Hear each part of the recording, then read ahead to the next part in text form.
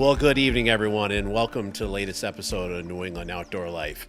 As we continue working into our spring schedule and the smorgasbord of fishing topics. And this evening, we have Mike Blatt from TBC Guides out of New Hampshire. Welcome, Mike, and thanks for joining us. Thanks for having me. Abs. I feel like we should clap or something when you make the big announcement. Yeah, big Who's announcement. We got it working. We've You been are missing the out on winner that. of the Wheel of Fortune. Sorry. Well, you know, we've been working hard to keep a nice mix of topics and obviously cover New England. Last week we had Andy Bliss from Oswego, New York with us, but we know there's a lot of people out of New England that fish in the Great Lakes. But you have got a particular niche that I thought would be a great topic and a lot of different things that you've been involved with, Mike, since you started with your business. And we've kind of mutually been following each other, but never had a chance to get on the water. I guess it's just with crazy schedules and everything. But tell us what TBC Guides is all about, Mike. So TBC Guides started as I got some kayaks, started fishing the Connecticut River when I was living in Vermont, and I started buying a little bit too much fishing gear and kayak gear during COVID. And my wife said, "You're an instructor. You've taught whitewater kayaking. You've taught skiing. Why don't you charge somebody to go fishing? Sure. Teach them how to kayak, teach them how to fish, teach them how to kayak fish." Sounds I familiar. said, "Well, okay, let's see how this goes." Sure. My plan in the beginning was to take people fishing on the Connecticut River, and I really didn't think about it, but you need a guide license in New Hampshire apparently to fish the Connecticut River, even if you live in White River Junction, Vermont. Correctamundo. So that was put off just a little bit. I had to learn some waters in Vermont and take a few people out here and there. I honestly didn't think it would be a huge thing. It was going to be something on the side for me. And then it was October of 2022. I was working for a tech startup. I'm actually using their camera and their microphone and their ring light, which I think is gone now. It doesn't work. I looked at my wife and I said, "Hey, I think I want to do this guide thing full time." And she said, "Show me the business plan." She's the MBA. These are all her diplomas behind me right now. This is love her it. office I'm recording in. I love it. And 47 ice fishing trips between December 22 and March of 23. And I was kind of set for the open water season, summer of 23. Cool. And that's kind of how it was born. Sure. I focused on kayak fishing. I didn't want to be that southern guy. I'm from New Orleans originally, coming up to New England and stepping on the toes of other guides who've been established up here. So I decided to stick with kayaking. Sure. And it worked. It was cool. And are kind of ready to move on to the next phase. Sure.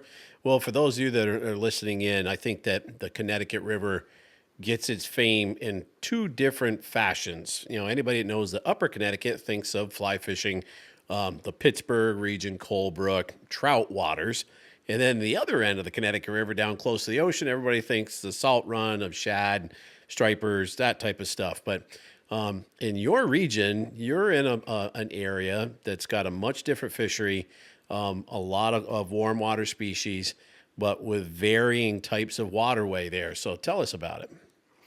So before I ever started guiding ice fishing, I decided I was going to see how it was done. I took a guided ice fishing trip with a local Vermont guide, kind of saw how to do things and the equipment to use, and then, YouTube after that. Sure. But I didn't know that there were 20-pound northern pike in the Connecticut River, in the setbacks under the ice. Yep. I thought I was the first ice fisherman to be snagged. When I went to set the hook, I said, "Oh God, this is going to be funny on camera." And it was a massive northern pike. Then accidentally caught some walleye once on a kayak, and then smallmouth bass are rampant. 3 pound, 4 pound, 5 pound smallmouth bass in the Connecticut River from every section. And then when I really went after northern pike in open water from a kayak, used really large swim baits, 6 to 8 inches.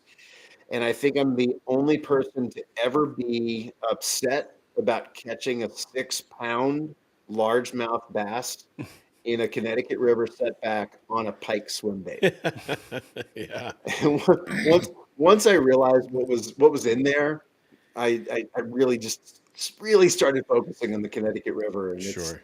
it's amazing between the monster yellow perch. There's crappie. There's 1 pound bluegill, Yep. um, and then the fall fish, weird species nobody really thinks about. Apparently, is really good eating Yep. and really good for if you catch them, keep them as bait, make bait balls for ice season. Sure. Uh, I didn't know it at the time, but I had a 27-inch fall fish on a bass lure once, and apparently that's big. Oh yeah, that's master angler level in the state of Vermont. Right. Yeah. Yeah. Yep. Yeah. No, that region, you're right. For again, listeners listening in, Mike's primary area, White River Junction, Vermont, Hanover, New Hampshire. How far upriver from there do you usually guide, Mike? So in my bass boat now, I will cruise up from Hanover all the way up to past Thetford, Orford, and almost toward like the Waits, where the Waits River comes in, Sure. Yep. Very and familiar then with all that. the way down to the Hartford Dam. Yep. And then, of course, if you want to put in the lower section near Springfield or Claremont, you can go all around there. Sure. But with the changes in the floods and everything the past year or two, um, still learning the changes that have happened, the wood that's washed in, Yep. different sediment, different water levels. Just being a little careful on those sections of the river. Sure. Yeah, you've got one of those things that varying water levels, obviously, with hydroelectric dams. And for me as a drift boat guide, tailwater fisheries are the same way. You got to play the flows, and the power companies do what they will. And obviously, this time of year with spring melt, you're at max capacity.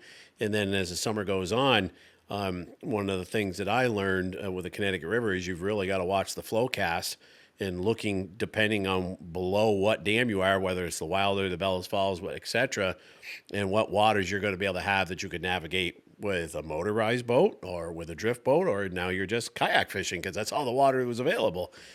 So yeah, it's not only navigational wise, a lot to learn and understand, but as you said, so many setbacks, especially in your region. I think the whole length of the Vermont section of the Connecticut River has got setbacks all the way Hoyt's Landing, all the way down to the Meadows Retreat area and Blatt. But such a smorgasbord of fish, and some things that a lot of folks don't understand is the Connecticut River, as far as a fishing license goes, is applicable for both state of Vermont license and the state of New Hampshire. But most of the regulations, as far as length and slot limits and overall catch limits, are set by the state of New Hampshire.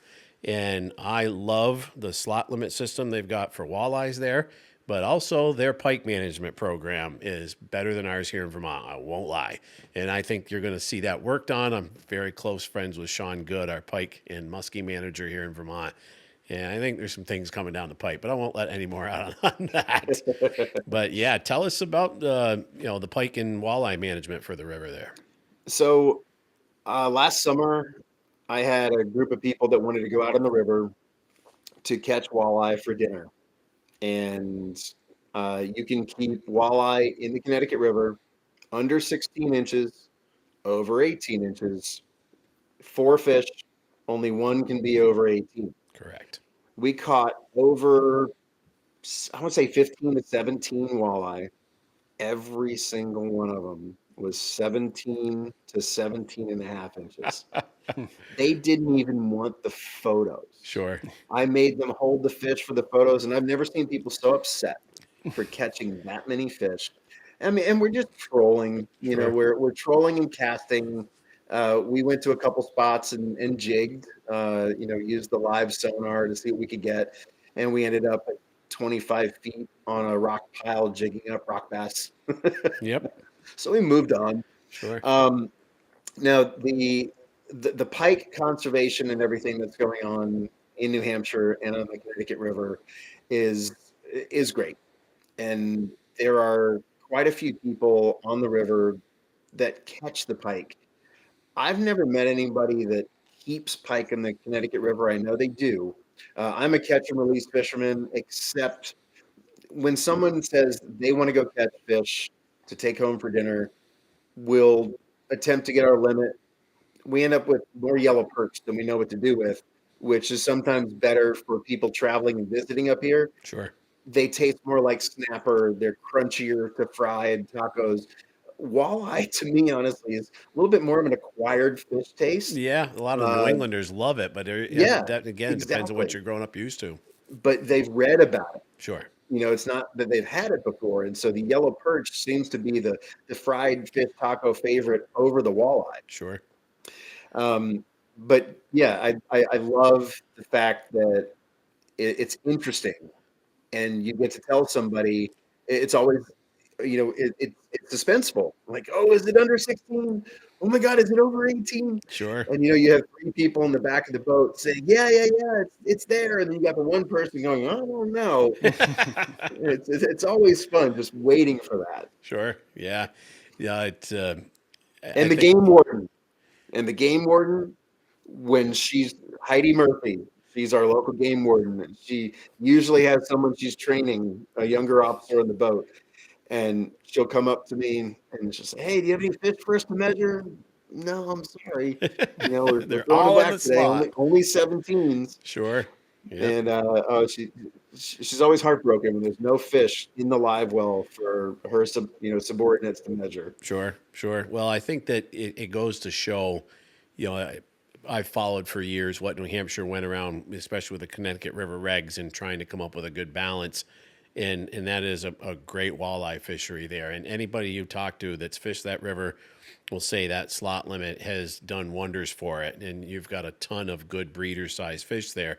And as you said, there's a lot of them in that slot. We have adopted a slot for Chittenden Reservoir, which is one of my backyard waters, and it's virtually mirror image of what you have there with lesser limits right now. Or they're waiting to see how it goes. We're allowed to keep one a day, but again, I think we're going to see that we found it ice fishing. There's a lot of fish in that slot, which is good. We know they're doing well. But yeah, with the pike management, you guys are what, a minimum of 28 or 30 to keep?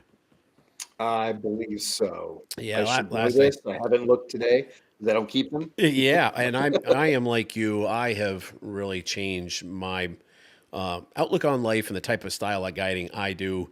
And years ago, when I started as a troller, 95% of my trips were trollers, and people come to catch trout and salmon and take home a cooler full of fish. And I'm doing over 75% catch and release now. I hardly ever get anybody that keeps a pike. Once in a blue moon. And again, that 24 to 26-inch fish is a good eater. And I always promote putting the big girls back. And Champlain is under a much different management protocol and has been forever, which we are very tough at changing up things in management here in Vermont. But, I would love to see some sort of slot limit for pike, or at least a minimum that's higher. Ours is 20 inches. And, the ice fishermen, which I don't think the pike have taken that much of a hit for us recently because the last two winters have been mild, but most of your ice fishermen want to keep the big fish because they're easier to fillet than a little one. So it's another whole topic in its own. But, you said you started off with the kayak world. How did you find that, working with people in their own vessel versus coming onto a boat with you? When you take 4 people kayak fishing, you have to take 4 people kayak fishing. Correct. Whether it's a pedal or a paddle kayak, if no one has ever done it before, you are teaching them how to paddle or pedal a kayak, and then you're teaching them how to cast a fishing rod, and all on their own. And you're maybe next to them, or you might be 10 to 20 feet from them.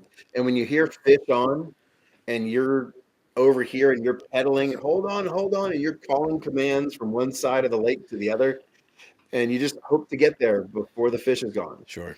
And it's been some of the most intimate trips that I've had. I started with tandem kayaks. Sure. So I would have, you know, the wife or girlfriend or partner in the front of the boat with me, and they always caught the most fish because I'm right there with the net, and they're usually on a drop shot or some finesse presentation with a medium bend to it and a lot of drag. Sure. And then the other person is out on their own, and you can see them and hear them fighting the fish and or losing the fish. Sure.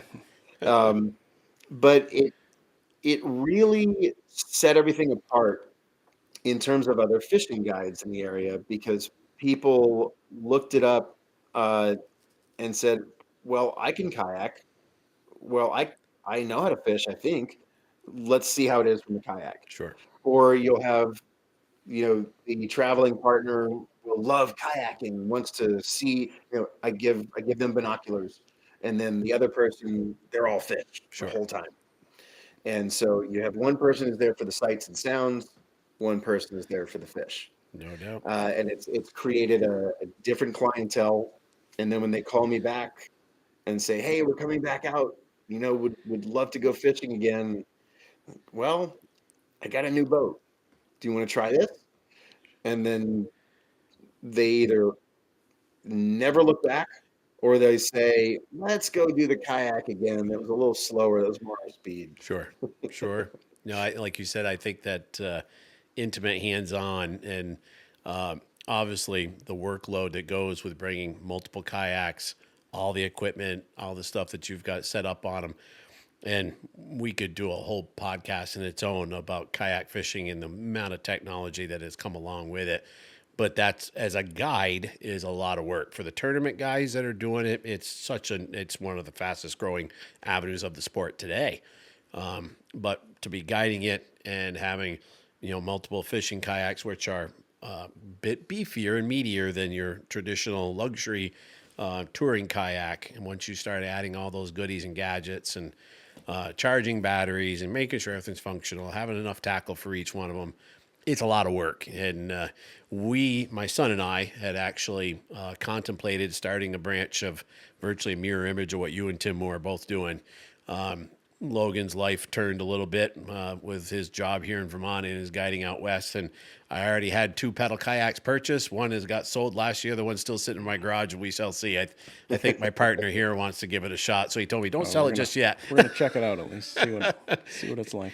Andy's going to give it a shot. You don't need to put a tackle shop on each of these kayaks. Or Well, of course you do. Haven't you seen the stores? I know. I mean, geez, that's exactly what I'm supposed to do. And like 12 fishing rods. It's funny when you see the photos, when people want to get in with the guide in the photo, and they're all in kayaks with seats and a rod, a water bottle, and a life jacket. And then the guide has the trolling motor, the fish finder, 17 rods sticking up in the back. And, and 9 times out of 10, I'm just strolling around like, hey, try this rod. Here, try this rod. Oh, there's fish right down there. And like, well, I don't see them. Sure. And what I ended up doing is whoever was struggling, I would lash them to my kayak, click the button, trolling motor goes down. They don't do any more work. They just fish. Sure. And they'll get their fish. And then I'll move on to the next guest. Yep. As long as I get somebody a solid trophy fish during their day in those 4-person trips, I've done my job. Sure. And if they can do it themselves, Yep. that's the number one thing. I'm an instructor. I'm a teacher. It's not a great business model trying to teach someone how to do it without you, but that's what I do. And that's how people have left me. And Sure. they have bought kayaks on their own, done it in their own. When they get at a stopping point, they call me for another guided trip. Yep. It's funny you say that. And I had this exact discussion sitting around the dinner table at my good friend Shane Muckey's lodge out on the Salmon River of New York. He is hands down probably one of the best steelhead fishermen out there on that river. I have no problem saying that to hundreds of thousands of steelhead fishermen out there. I have fished the banks with him. And I learned from him along with 2 or 3 other guides 15 years ago when I got into steelhead fishing. And I said to him, I said, dude, why don't you guide? He goes, you have to have patience to teach. And I don't. And you hit it right on the nail head. And you and I come from the same frame. I was a fire instructor for 20 some years. I taught class last night. I still teach occasionally. So you're right. I love teaching people new things. And I'm branching into some new avenues myself that'll be announced in the next season or two to challenge myself at 52 years old. I've said, okay, I am morphing into some new things and not new to a lot of people, but me as a guide in challenging myself. But I love that teaching aspect, and there's so much reward to bring in that new person, whether they're catching a new species they've never caught before. I had a couple from Colorado never caught a bowfin, and they caught one on Lake Champlain with me, and I'm like, "You're holding a prehistoric fish," and their eyes almost popped out of their head. When you explain to them the history of that fish, our fishery itself, and what Lake Champlain has to offer, um, again, I like that part of it, and you hit it on the nail head.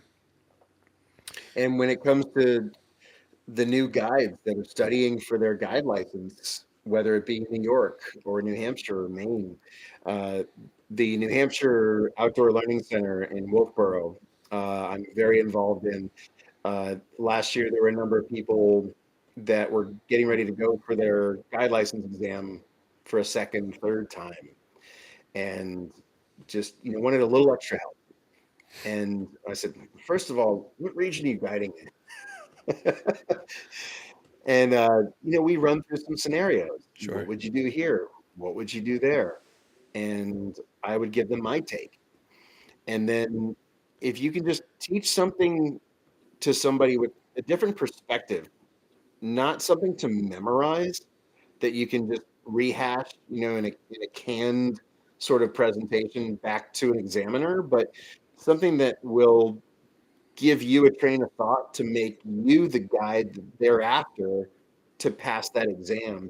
And we have a wonderful cohort of certified licensed guides in New Hampshire that we're all referral partners. Sure. Like, hey, I'm going out of town this week. I have 3 people that want to go fishing. They're staying here. Can you take the trip? Thanks.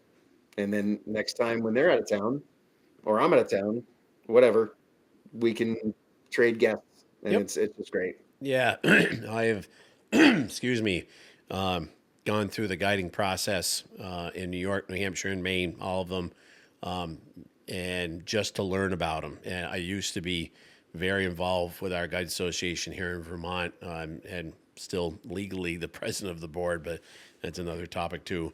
Our guide system here in Vermont is archaic, sadly, in comparison to the licensing program that New York, New Hampshire, and Maine have. And I wanted to learn so much about it and got my New York license quite a while ago.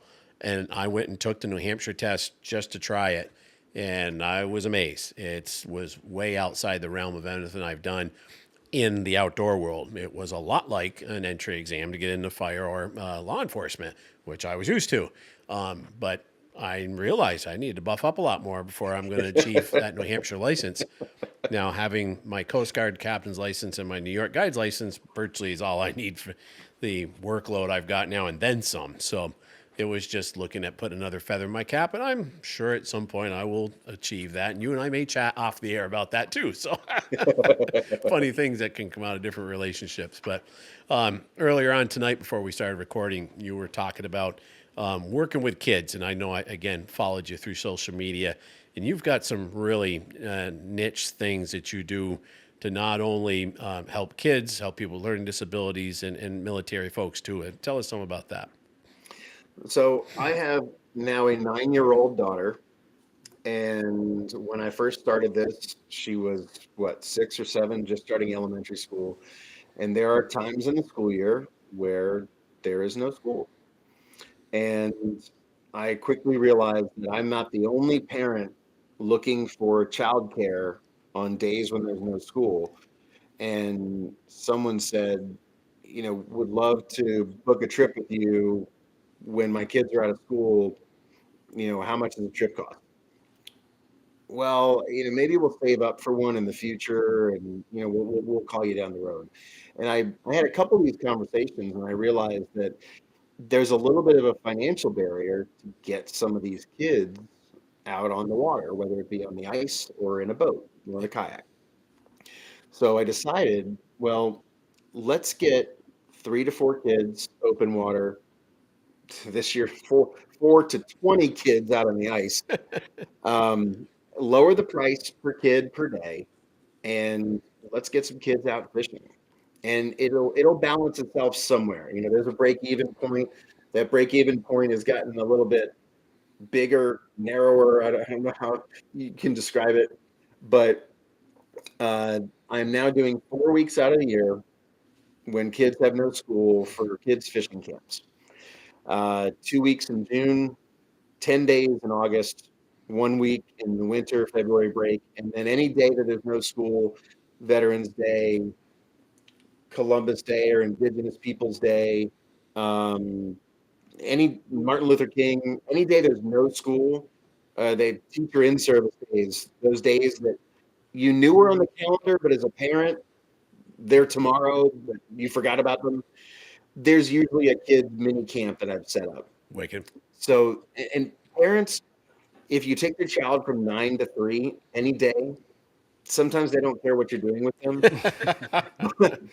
But some of these kids don't play basketball. They don't play soccer. A lot are hockey players. They're great hockey players, but they're very active and they want to do other things. And a kid may not be able to get to chess camp if they are very smart and very calculated. But you know what? You put a fly rod in their hand, or you take them trolling for trout from a kayak, and you start talking about different lures you're using, and that you're catching 20-inch brookies. They are calculated and methodical in everything they're doing, catching a fish. And I get a lot of kids, I get a lot of parents that'll call me and say, "Hey, I have a child who has a learning disability. He wants to learn how to fish. I don't know how this will go." And one of my best trips ever, I had a mother call me and tell me that her son couldn't put 4 or 5 pictures together in order on, how to make breakfast. But if you give him orders on how to fish, 1, 2, 3, 4, and you catch a fish, that instant gratification of knowing that you've done something correctly with the reward, like catching a fish, it instills this train of thought on them that, wow, I just did that. I put it together. I did it myself, and I caught a fish. And it's one of the coolest things. You'll get a very shy child who will not say a word in school. But man, when you get him or her a 4.5 pound largemouth bass on a medium weight rod, they will tell that story at Thanksgiving in front of their 25 family member table who've never heard them speak before. And so that's become a big thing with TBC Guides and a way to give back in the community and be present for the community and to take some of these kids fishing. Yeah, you've hit it on the nail head. It's, again, when Andy and I have said this a million times, any of our regular listeners now, we really wanted a mission and not just talk about one topic. There's so many podcasts that just talk about fishing or just talk about deer hunting, whatever. And me being an all around outdoorsman, but seeing the number of outdoor people dropping in traditional hunting and fishing worlds, getting people involved, but education, getting kids involved is huge to me. We're working with National Wild Turkey Federation to set up a Jake's Day, they call it, and that's their youth day. And they usually have a weekend camp, if you will, and everything from archery shooting, tying flies to maybe a little trout pond, all kinds of things they'll do with the kids, just give them a taste of the outdoors. But I think that mantra you're working on there is phenomenal. Anyway, to get those kids away from the electronics, to get them out and do something in nature, but to show that reward in the end. And I've been very thankful to have a lot of families that come with me every year. And I love having fun with the kids. And if guiding, you'll get the guy that 100% wants to throw soft plastics or wants to catch a trout on a dry fly. But with kids, I don't care if it's a bucket of worms. One of my favorite trips last year, I had 4 young lads who are, again, regulars. We had a blow on Champlain, so I took them to an inland lake, and we caught everything that swam in this lake. I could not keep up with these 4 boys on 4th of July to top it off with boat traffic. But from largemouth bass to perch, sunfish, bullhead, excuse me, we caught it. And these kids were high-fiving each other, mucking it up in front of the camera. We did a little video and stuff, and just had a blast with them. That's what it's all about. Last year, I had a big rainy day, and I reached out to the parents and I said, "Hey, it's going to rain from 8 a.m. to 5 p.m. I told you I'd take your kids from 9 to 3. We'll go stick it out in the rain. We'll see how it goes. Dress them in their rain gear." And rain gear has a loose interpretation with some parents. Yes, it So, some kids ended up with sandals, and it was 45 degrees and raining, and Yep. it was okay for the morning, and then you could see the squall move in Enfield, New Hampshire. And I said, "Guys, we are getting inside, wrap everything up, let's get in the truck, get out of the rain, and then if it clears up, we're going to go to another location." So we go to another spot, and we end up hiding out in the boat, getting out of the rain under a bridge, and I have the sonar screens on, and the trolling motor's going back and forth and spot lock, and I'm like, what is that on the live scope? I was like, well, let's see what it is. The only jigs I had on the entire boat to see what we could vertical jig were lake trout jigs from Bend It Fishing. And all of a sudden, these kids are pulling in 14 and 15-inch crappie. And it was amazing. It was one of the best days ever. And I never would have thought about coming under here to fish for these fish. But they had a blast. Sure. And I told each of them, listen, you can keep 2 apiece. We are not getting overzealous. Your parents are not going to want to fillet 50 crappie. Yeah. It was one of the best days. And so what's happening most recently with the kids program is I had a wait list last year, brought on a second guide, second boat. Everything costs a little bit more. The fuel, the insurance, and everything. In the near future, more boats is great. Second guide, great. In the long term, next year and beyond, I have some plans in renting out some dorms, whether it be at Dartmouth or one of the boarding schools, and it's going to cost a lot more. And so that can only come from one or two places. I can tell the parents, hey, we're going to up the price this much more. You're not going to get the same kids coming back. Sure. I don't want to say it comes down to money, but you can't tell a parent who has 2 kids, by the way, I'm increasing 50% because of what I'm trying to do. I've approached some local businesses that I purchase from or do business with. And yesterday I got my first corporate sponsor to keep the kids program at an affordable level. So as of yesterday, Town Fair Tire is one of the new sponsors of TBC Guides. Awesome. Wow. Cool And stuff. so there will be getting the boat wrapped, getting logos on a number of different companies, some nonprofits I'm working with as well.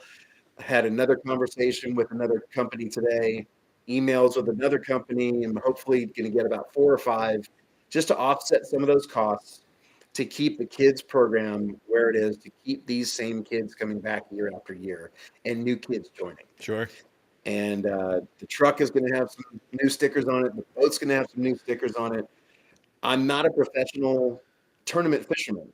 My boat's never going to look like that, unless I really go that route. Sure. I don't think my wife would go for that. But I'm gonna take some sponsors of some local businesses in New England who believe in what I'm doing, and I'm glad to represent them. And I don't know if you know what tires cost these days, Yeah. Don't I? but I'm a Was just at pretty the good shop customer today. of Town Fair Tire. No, it's ironic you say that. I literally had my truck serviced 3 hours ago, and we got into a discussion. So yeah, no, I totally get it, and that's something right there. I think that, and again, we were talking about setting up the Jake's Day. When you start talking about getting kids involved, people are willing to open up the checkbook, and they start talking. Any way that you're getting something new, any sort of charity. military stuff. I love getting vets out. I do 2 or 3 vet groups a year. And to me, again, giving back and helping those that don't get a chance to get out. Anytime I get the vets on the water, there's particular weekends that are set up for them.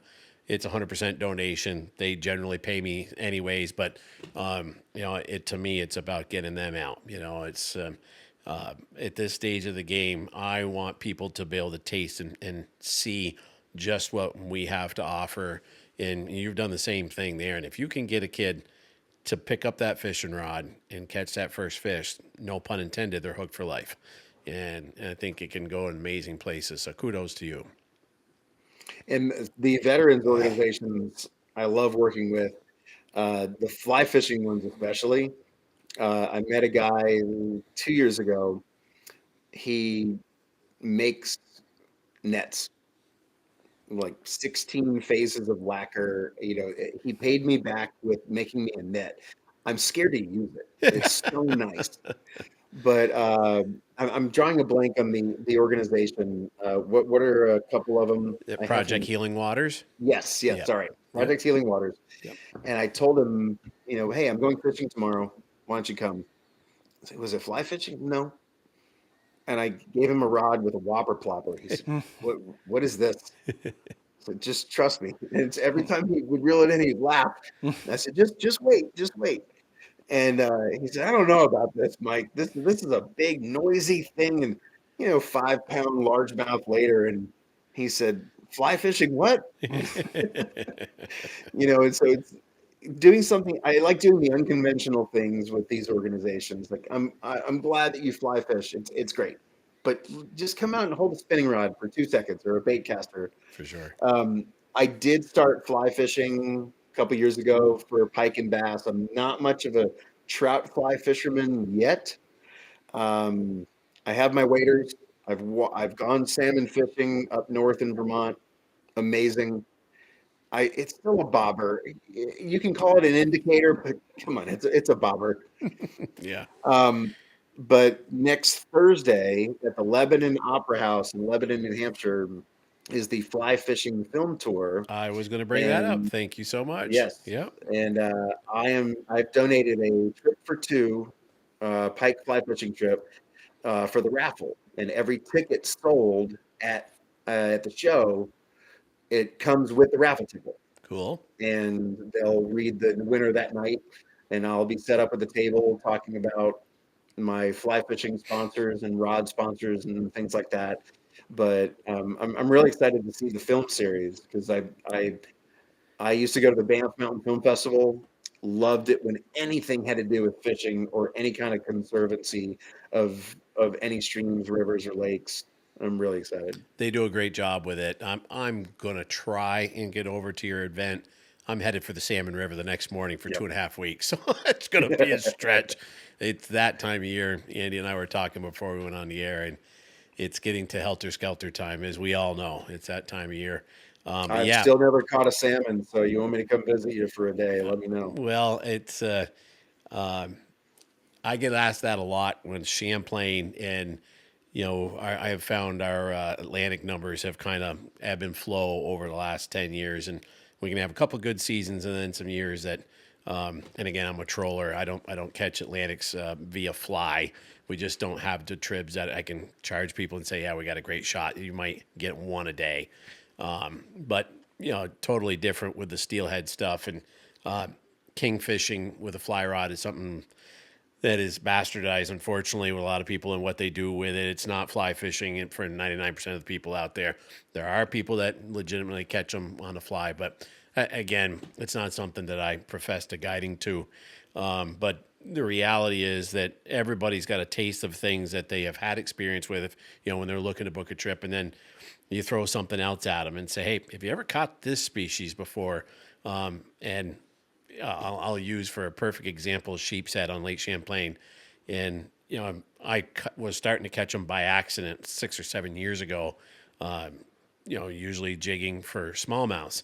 And then I realized, and along with some other guides that were doing the same thing, these things pull like a freight train. Why not go out and target them?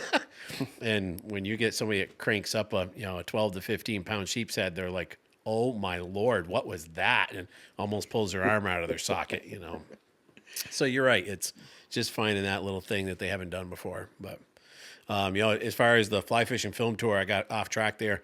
They do an amazing job. I've been to a handful of them over the years. A lot of them sponsored by Project Healing Waters or in conjunction with them and other fly shops. They do a great job with it. Always worth going to. So I should probably plug them since they are the rod sponsor. So There you go. yeah. So yeah, I was going to bring that up. You and I were chatting a little earlier on. You've come on with Douglas rods, and tell us a little bit about what Douglas offers. So Douglas, a friend of mine who is going to be guiding for me this year, we're trying to start a different project, same project, but kind of upscaling a few things. On Instagram, 3D Fishing. His name is DJ.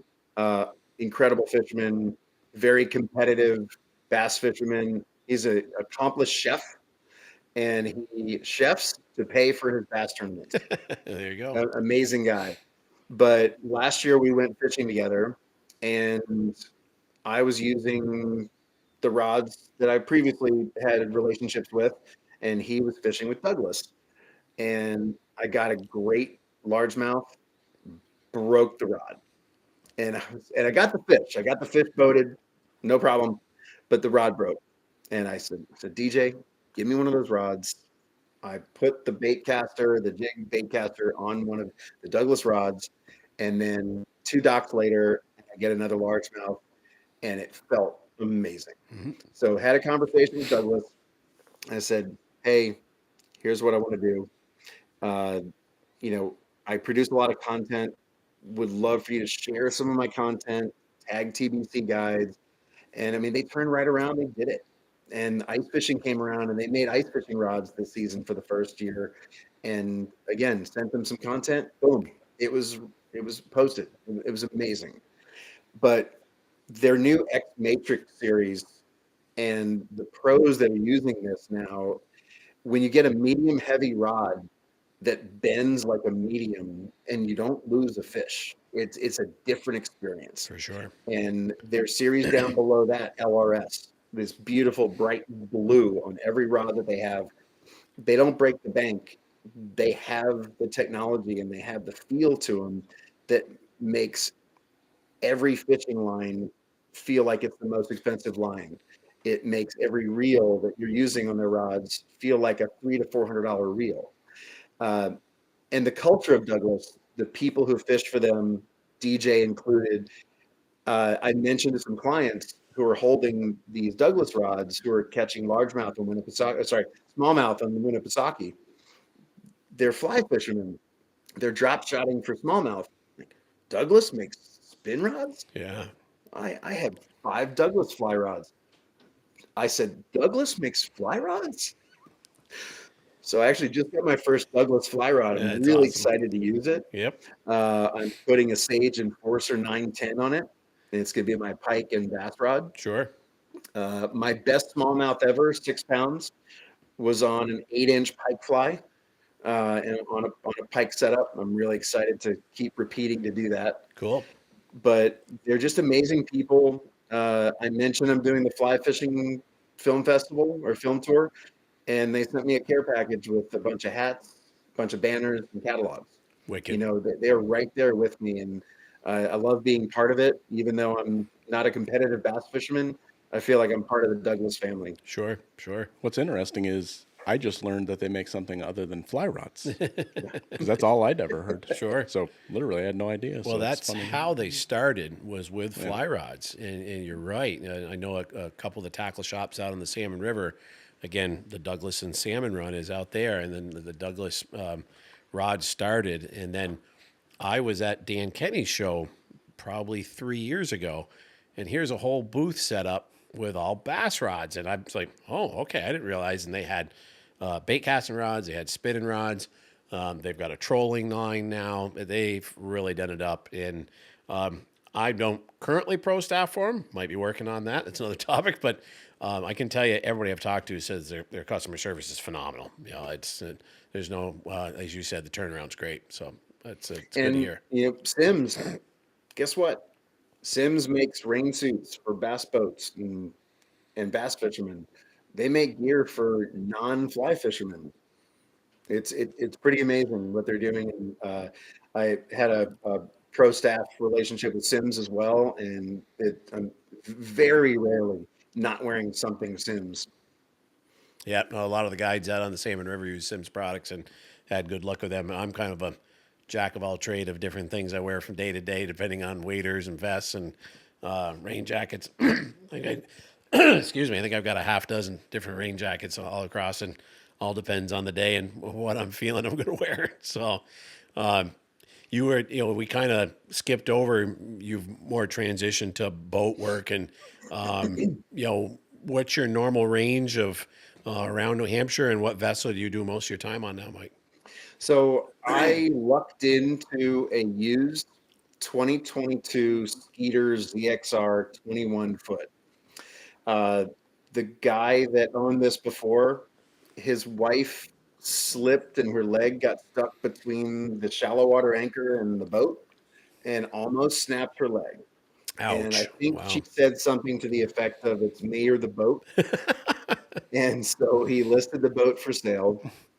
Uh, he spared no expense, put lithium batteries in it, uh, had basic electronics on it, but it was very well taken care of. And at this time, let's see, it was July of 23. I don't know who was working at that bank that day, but they gave me the loan. My wife said, "You are not putting me as a co-signer. This is all you. This is all TBC Guides. If you get the loan, you can get it." And so I did. Yeah. Um, and it's been great. I redid a lot of the wiring because I needed a little bit more power for some more electronics. And I didn't realize I actually the first 5 days in it, I I struggled to catch fish. My wife asked me how my day was on like the fifth day. I said, "Well, I'm not catching as many as I did from the kayak." "Well, why did you catch more in the kayak?" "Well, I couldn't go across the lake every 5 seconds. I had to work an area." hmm Okay, Got to cover some so ground. work the area. Yeah. So I had to revamp my thinking, but by the end of July, I had 20 paid trips on the boat, and I didn't up my price, didn't lower my price. I just had people who I didn't have to talk into getting into a kayak. They're like, "Yeah, okay, I can bring my two kids and my wife on the boat. No, yeah, let's do it." Sure. And it just ended up working, and it's been great. I've even squeezed it into some small lakes that you should probably only kayak fish, but on some of those, not so great weather days or early season, you got to find some different waters. Yeah, no, it's funny you say that too. My Lund is a great vessel for what I do. It's beefy. It handles what Champlain can throw at it. If the boat can't handle it, clients can't handle it. So, it's a deep V, just shy of 22 feet, but it is too big for a lot of my local stuff around here. Have to have docks to launch it. I can't just slide it off like a bass boat. But we've got a fair amount of places around here have gravel ramps with no docks at all, and I'm not launching that boat there. I have in the process of revamping my current drift boat, and I put a bow mount trolling motor on it last year, and I was gonna put an outboard on it this year, but I'm a pro staffer for Mercury, and they just came out with a brand new all electric outboard. It looks like your normal outboard, but it's an electric motor. It's not a trolling motor. And I just was looking at it the other day, and I'm going to be calling them up and say, okay, what kind of numbers are we talking? And it's going to give me a vessel, like you said, that I can launch in skinny water, all electric, rechargeable every night. And I can take 3 clients in my 17-foot drift boat and go anywhere as I want with it. So it's a new tool and when the new drift boat gets here, that'll be strictly my river boat, and the old tin can is going to become my little local pond hopper. So, kind of some plans that I'm doing too. It's just One of the great things that I love to do with these kids camps when I put them on this big boat is they are learning to launch the boat. trailer the boat. And in an emergency situation, I mean, I'm showing them how to jump a battery. Sure. I'm showing them how to troubleshoot motor issues. If they're on a family boat with grandpa or dad or somebody, if there's a medical emergency, these kids will know how to work a trolling motor to get back to a safe location or work a boat.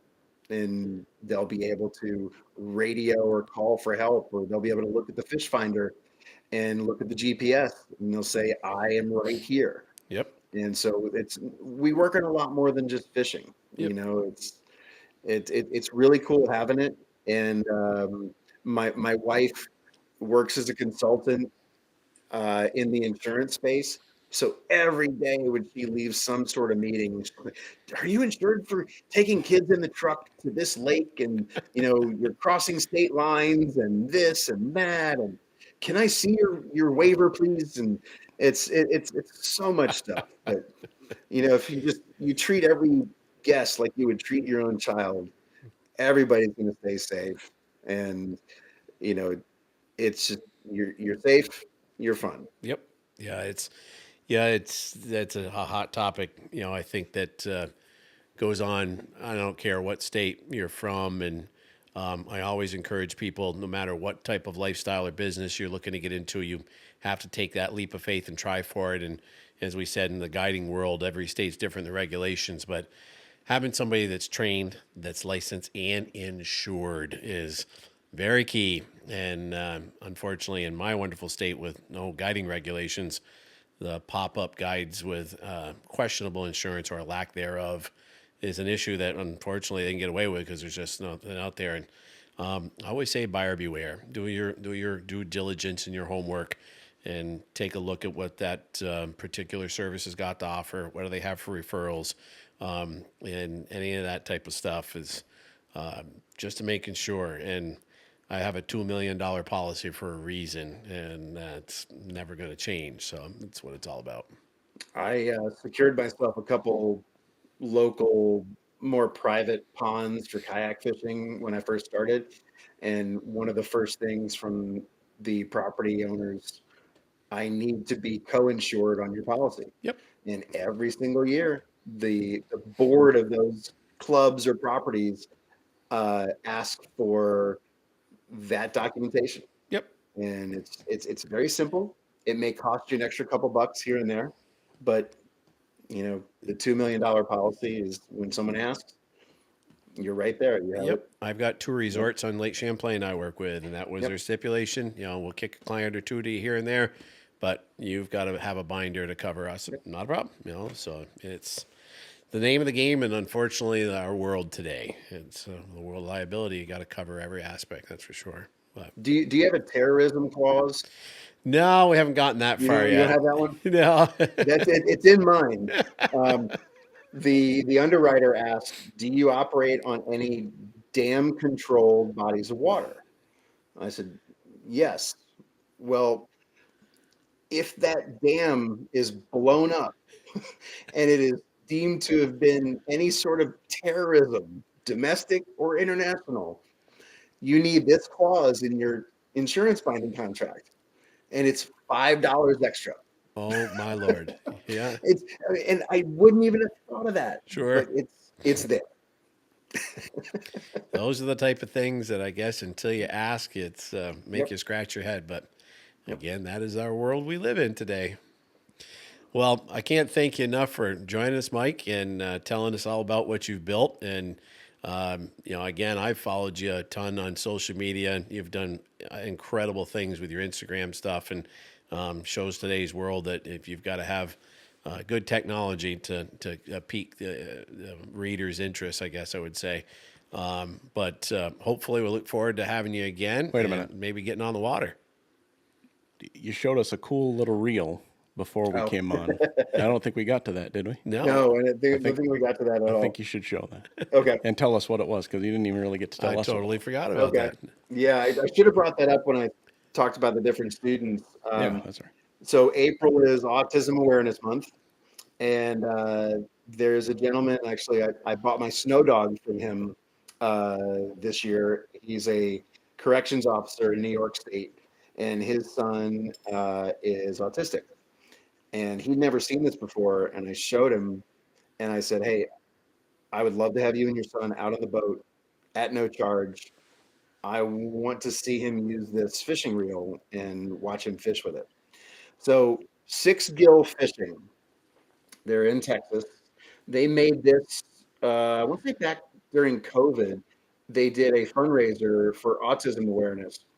And this is the autism reel, autism anglers, and it benefited an autism charity, but it's got different colors.